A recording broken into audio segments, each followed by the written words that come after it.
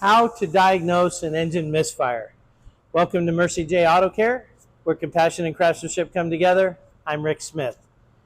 So first of all, when we go to diagnose a misfire, it can be helpful sometimes to just pull the codes, because a P030 something, like a 301, 2, 3, can help us know which cylinder's misfiring.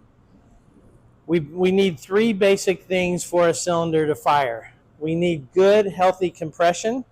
So one of the things that you can do is, if you listen carefully and you crank the engine over with either the fuel or the ignition disabled, it should crank smoothly. Nee, nee, nee, nee, nee, nee, nee, nee, nee. But if you hear it go nee, nee, nee, nee, nee, nee, nee, nee, nee, nee, nee, nee, you probably have low compression on one of the cylinders. So if our compression is even and healthy, the next thing we have to have is we need to have healthy spark. So you're going to have to find a way to check that. That varies from car to car. And then the third thing we need is fuel. So first of all, we have to have fuel pressure and the right amount of it. And then secondly, we have to have our injector squirting the right amount. Little trick on an injector: if you have a long screwdriver and the injector is accessible with the car running, you can put the screwdriver on it and you should hear the injector clicking. Fuel pressure, you'll have to look at some other ways of how you might need to check that.